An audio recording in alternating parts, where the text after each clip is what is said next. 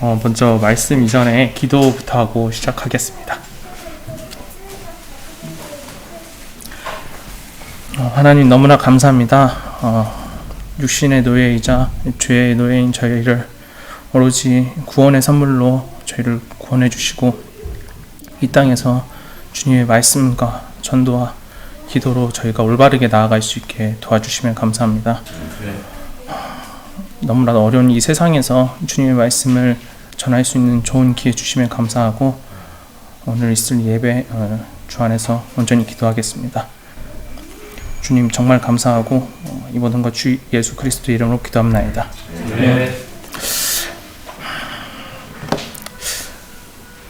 제가 오늘 여러분께 같이 함께 나눌 말씀은 에베소서 2장 8절 말씀입니다. 에베소서 2장 8절 말씀으로 혹시 다 찾으셨으면 같이 한번 교독하겠습니다.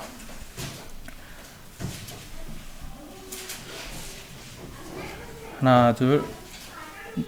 너희가 믿음을 통해 은혜로 구원을 받았나니 그것은 너희 자신에게서 난 것이 아니요 하나님의 선물이니라. 참 여러 주제가 있는데 말씀을 나눌 오늘 여러분께 구원과 그리스도인의 감사함에 대해서 저는 오늘 한번 나눠볼까 합니다.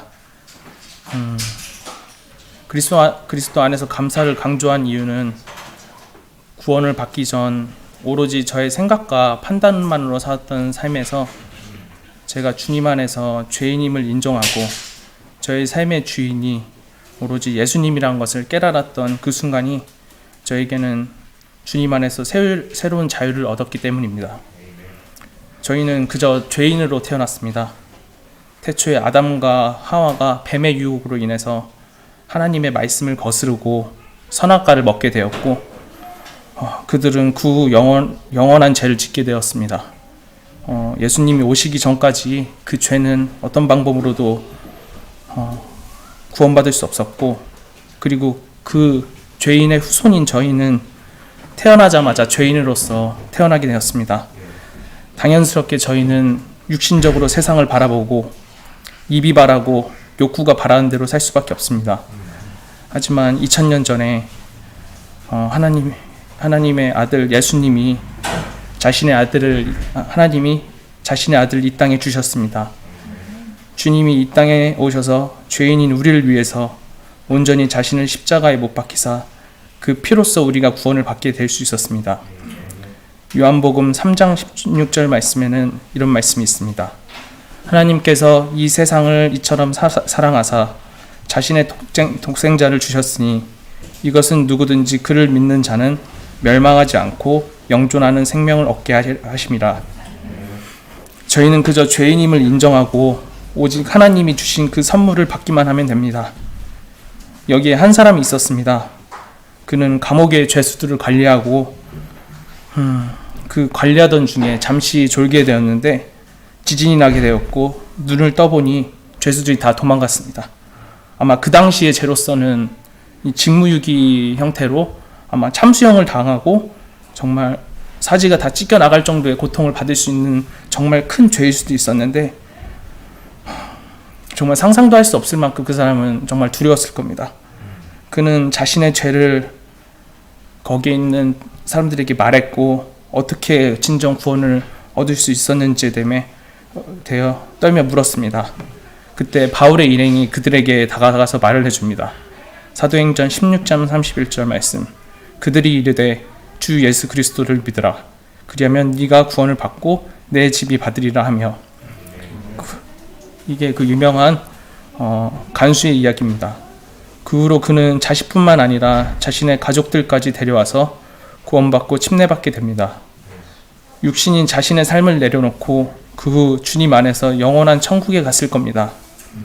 우리 또한 이렇듯 구원받은 감사한 삶을 살고 있습니다.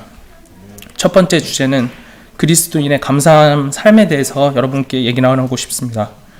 우리는 자신을 기꺼이 죄인들 위해 십자가 위에서 돌아가신 예수님의 피로써 구원을 받았습니다. 그 피로 인해서 우리의 죄가 용서받게 되었고 다가올 휴거를 맞이할 수 있는 영광을 얻게 되었습니다. 여기서 우리 삶을 다시 보는 것도 좋지만 세상을 한번 다시 보겠습니다. 지금 세상을 보면은 어떤 기준이 없는 데서 오는 무한한 자유, 물론 코로나로 인해서 공간적으로나 시간적으로 자유를 많이 느끼고 있는데, 소위 말하는 돈만 있으면은 세상 어느 곳이든 2, 3일 안에는 다 비행기를 타고 갈 수 있죠. 그리고 인간이 정해놓은 그 참 윤리의식이라는 사각지대에서 자신의 판단이라는 나약한 운전대를 잡고 자신의 육신을 마음껏 그냥 맡겨놓게 됩니다. 손바닥만한 핸드폰 하나만 갖고 있으면은, 그리고 그 충전기만 있으면 세상 어느 곳에서든 자신의 육신을 만족시킬 수 있는 그런 삶을 살 수도 있어요. 그리고 저희 시각과 청각 그리고 끼니까지도 이 핸드폰 하나만 있으면은 저희가 해결할 수 있는 시대죠. 그와 더불어 반대편에서는 저희의 영혼이 점점 더 갉아먹히고 있습니다. 과학기술이 발달하고 인간의 삶이 가까워질수록 육신의 노예로서의 저희의 삶은 타협하기가 정말 쉬워집니다. 소위 말하는 더 부러워할 것 없어 보이는 그 사람들조차도 자신의 삶의 기준을 찾지 못해 프로포폴이나 약물에 의지해서 자신의 영혼을 극악의 상태로 몰고 갑니다. 육신의 그 자유의 끝에서는 전도서에 나오는 헛되고 헛되며 헛되고 헛되니 모든 것이 헛되도다. 허무함만이 가득했습니다. 그러한 욕심의 끝에는 죄가 있었고 죄의 끝에는 저희 사망이 있었죠. 그럼 구원받은 그 다음에는 저희는 그 사람들과 다른 저희는 어떻게 해야 될까요? 그거는 누가복음 2장 52절 말씀에 나와 있습니다. 예수님께서는 지혜와 키가 자라며 하나님과 사람에게 더욱 호의를 입으시더라. 이 말씀을 다시 한번 생각해 보면 좋을 것 같습니다. 누가복음 2장 52절 말씀에는 예수님께서는 지혜와 키가 자라며 하나님과 사람에게 더욱 호의를 입으시더라라는 말이 있습니다.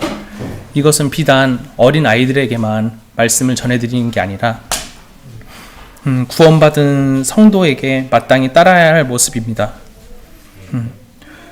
말씀에서는 어느 한 가지를 강조하고 있지 않습니다.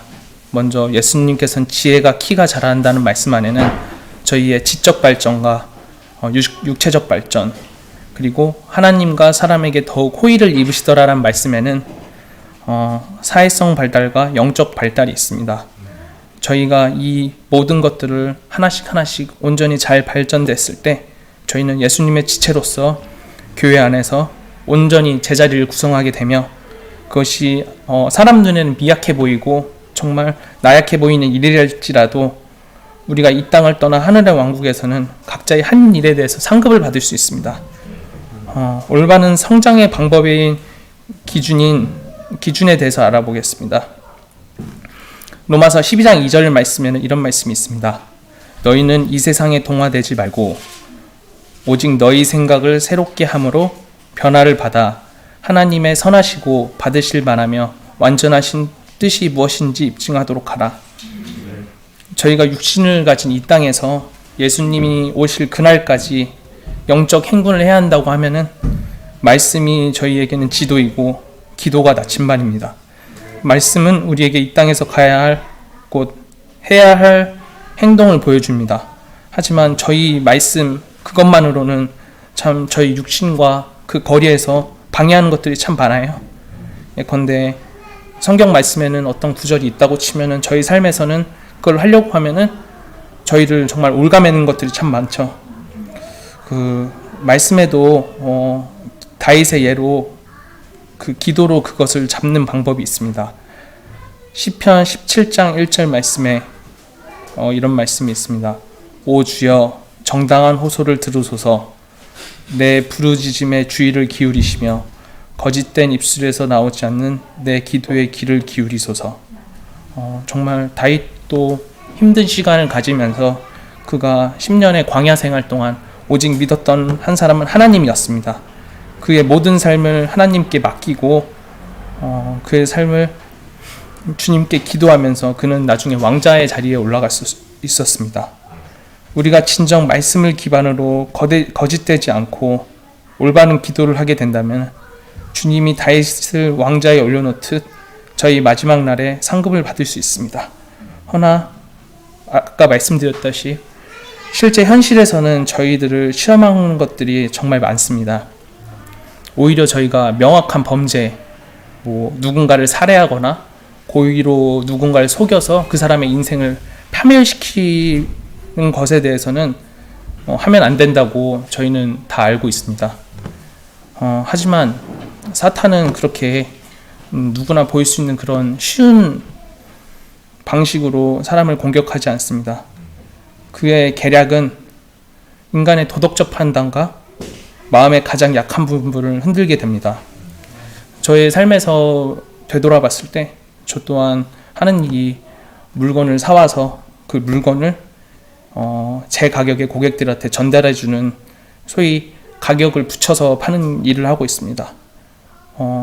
근데 사실 굉장히 많이 유혹이 들어오는 경우가 이거를 예를 들어 1kg인 물건을 갖고 와서 고객들한테는 1kg라고 하고 900g이나 800g을 넣어서 물건을 보내게 되면은 저는 그 자체만으로도 이미 100g, 200g에 대해서 돈을 벌 수도 있습니다. 하지만 하나님의 말씀은 이러한 행동의 하나하나에 대해서 강력하게 치고 있습니다. 잠언 20장 23절의 말씀을 보면은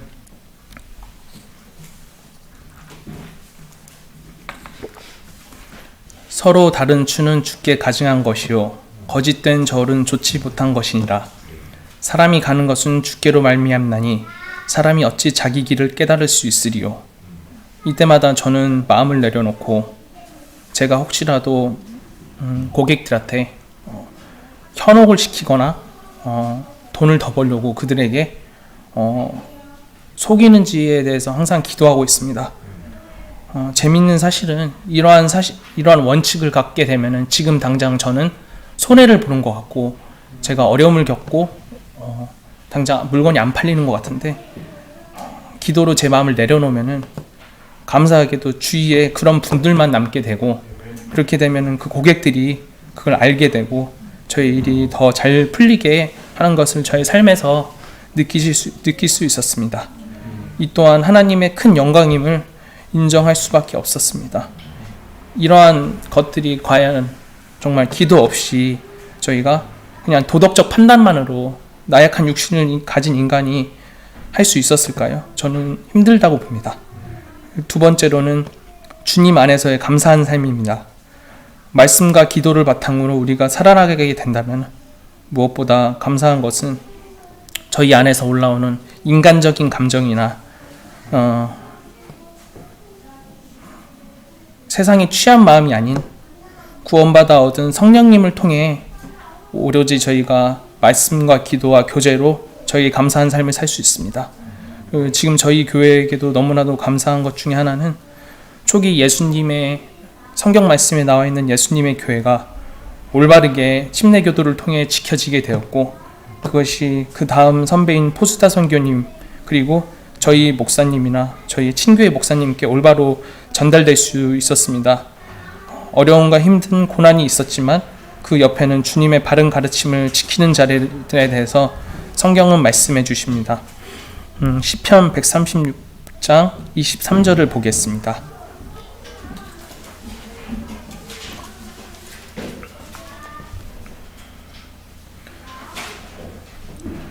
우리가 비천한 처지에 있을 때에 우리를 기억하신 분에게 감사하라. 그분의 긍휼은 영원하도다. 저 또한 통영에서 혼자가 되었을 때가 있었습니다. 같이 일하자고 했던 동업자와 틀어지고 낯선 이방인이 되었을 때 제가 할 수 있는 유일한 길은 주위 사람들한테 전화를 해서 동정심을 받는 것도 아니고 오로지 그 방 안에서 제 모든 걸 내려놓고 주님께 간구하는 방법밖에 없었습니다. 그 간구 끝에 저는 주님 통해서 큰 기회를 얻을 수 있었고 너무나도 감사한 삶을 살고 있습니다. 그리고 저희가 이러한 감사한 삶을 살았을 때 저희가 해야 될 마지막 일은 무엇일까요? 그것은 바로 전도입니다. 주님의 뜻을 올바르게 전도할 수 있어야 됩니다.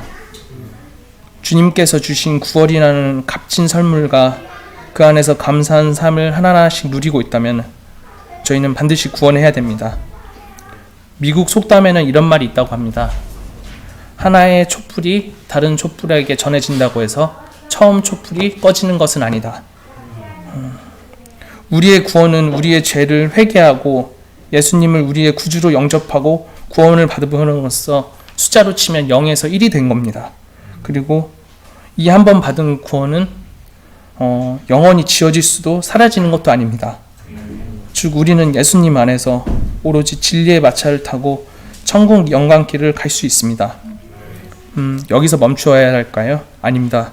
우리가 그러한 영적 구원을 받았다면 그 다음은 말씀에서 그 길잡이가 되어줍니다. 말씀을 지키고 행하라. 마태복음 28장 20절 말씀. 내가 너희에게 명령한 모든 것을 그들에게 가르쳐 지키게 하라. 보라, 내가 세상의 끝까지 항상 너희와 함께 있으리라 하시리라. 이 말씀을 통해 우리가 알 수 있는 사실을 명령한 것을 가르쳐 지키게 하라입니다. 우리가 올바른 명령을 우리가 지키기만 하는 것이 아니라 가르치는 것 또한 이 말씀의 명제 안에는 다 포함됩니다. 이 두 가지가 동시에 되었을 때 오로지 말씀은 저희에게 올바르게 전달됩니다. 우리의 신앙생활은 손잡이 달린 수레라고 한다면 앞바퀴와 뒷바퀴를 볼 수 있습니다. 앞바퀴 같은 경우는 저희가 올바른 길을 갈 수 있게 방향을 전해주죠. 저희는 올바른 신앙을 갖고 있습니다. 뒷바퀴는 믿음으로써 지구력을 줍니다. 즉 앞바퀴가 없다면 우리는 올바른 길을 갈 수가 없고 뒷바퀴인 전도가 없게 된다면 우리의 다음 세대를 이어갈 수도 없고 예수님이 이 땅에 대해서 이루고자 하는 뜻을 지킬 수가 없습니다. 그러면 저희는 어떤 방식으로 사람들에게 전도를 할 수 있을까요? 그 첫 번째 방법은 올바른 삶에 대한 증거입니다. 저희가 주님께 구원받고 침례를 받고 교회의 지체가 된다면 그 자체만으로도 저희는 목사나 집사님이나 이런 분들 어떤 자리에 있는 분들이 아니라 그 자체만으로도 우리는 하나님의 말씀의 영구령의 집배원이 될 수 있습니다. 그리고 그러한 구원의 가장 좋은 첫 번째는 우리의 모습 그 자체를 사람들에게 보여주는 겁니다. 사람의 뇌는 되게 단순해서 예컨대 하나를 보고로서 나머지를 다 판단한다고 합니다. 예컨대 저희가 한국인이 한 명도 없는 외국에 나가서 살게 된다면 그 사람들한테 비춰진 저희의 모습은 한국인은 저럴 거야. 한국인은 저렇게 보여질 것이고 저희는 그 사람들에게 좋든 안 좋든 한 명의 그냥 대사가 돼버리는 겁니다. 그렇기에 저희는 하나님이 자신의 모습을 닮은 예수님을 이 땅에 보내셔서 우리의 죄를 사하셨듯이 저희 또한 세상에서 예수님의 모습으로 나아가서 그들에게 말씀을 전도하여야 합니다. 저희 삶에서 이기적이고 육신적인 삶을 벗어던지고 타인에게 성령님의 뜻으로 올바르게 산다면 그 자체로 다른 사람에게 하나님의 뜻을 전파할 우편 배달부가 될 수 있습니다. 그리스도가 이 땅에 보여주신 그 희생과 이타적인 모습 그 자체가 좋은 전도지입니다. 두 번째는 우리의 눈이 아닌 하나님의 뜻에 따라 전도를 하게 되는 것입니다.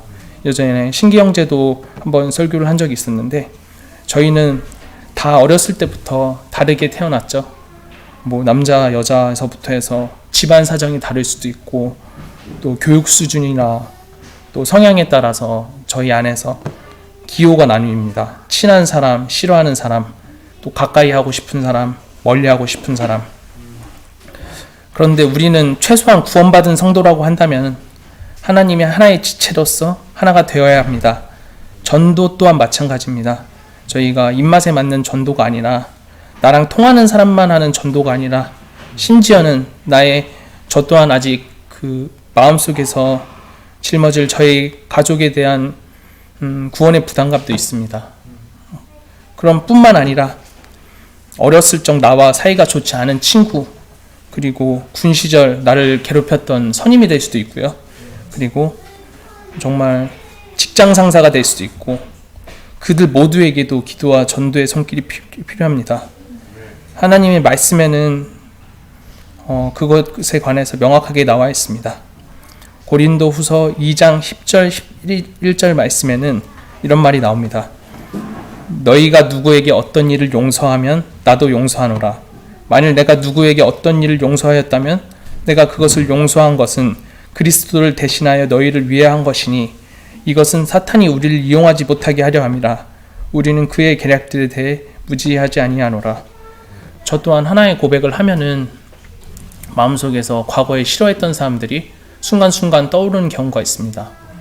그 마음속에서 그 사람들을 해하고 싶은 마음도 올라왔었고 그 사람들에게 나쁜 짓을 하고 싶은 마음도 올라온 적이 있었는데 말씀을 보면서 그들을 제가 싫어할 수 있고 미워할 수 있는 그 사람들이었지만 그들을 위해서 올라가신 예수님의 십자가의 피를 생각하면서 그들 또한 용서합니다.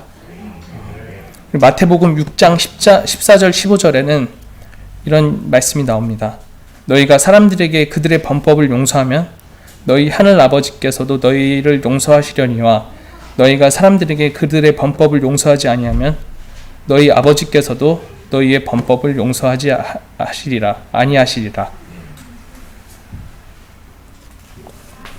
예수님이 십자가에 올라가서 죄를 사한 것은 단순히 당시 자기 뜻을 따르는 정치적으로 보면 추종자들이죠. 그들만을 위한 것이 아닙니다.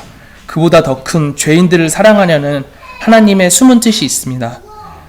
자신의 죄를 인정하고 그리스도를 우리의 죄를 대속할 구원자로 믿기만 한다면 누구든지 구원을 받을 수 있는 하나님의 유일한 길입니다. 민족을 뛰어넘고 남녀 성별을 뛰어넘어 누구든지 믿는 자, 이 땅 위에 있는 모든 죄인들, 그들의 죄를 대속하고자 그분은 십자가에 올라가셨습니다. 오직 사람 눈에 선하고 착한 사람만 구원받기 위해 올라간 것이 아닙니다. 누군지 예수님을 따르는 자는 구원을 통해서 진리의 길인 하늘의 왕국에 갈 수 있습니다. 저 또한 사실 육신의 노예이자 세상의 노예로서 길을 잃은 양으로서 세상에서 방황하고 있었습니다. 근데 다행히 하나님이 제 고등학교 친구인 한 영혼을 보내줘서 그 신학생인 친구를 통해 침례교회를 가게 되었고, 그리고 그 침례교회에서 마지막 날 나오시는 분이 운 좋게 이제 승리성서 침례교회에 오신 이진혁 형제라는 분이세요.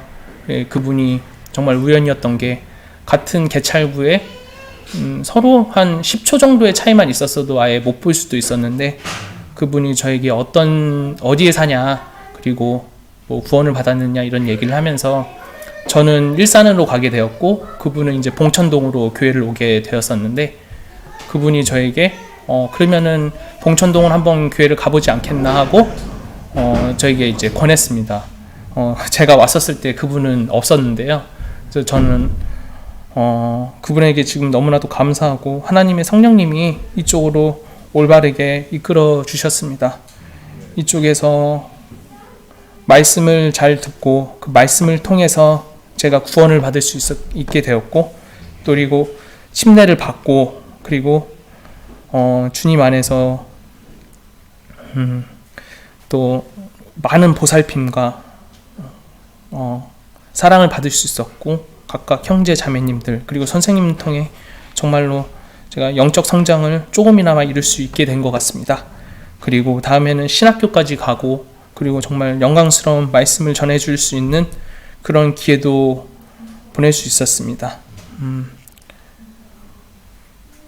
저 또한 지금 꺼져가고 있는 죽어가는 촛불에 대해서 영혼에 대해 부담감을 조금씩 느끼고 있고, 주님 안에서 저희가 같이 합심하여서 주님이 몸 되신 교회를 세워나가야 됩니다.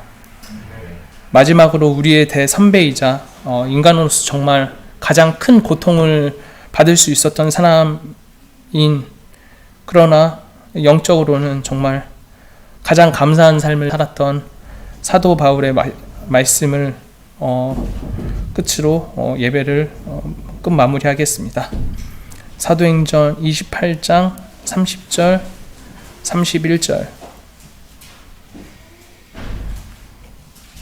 찾으셨으면 같이 읽고 예배를 마무리하겠습니다.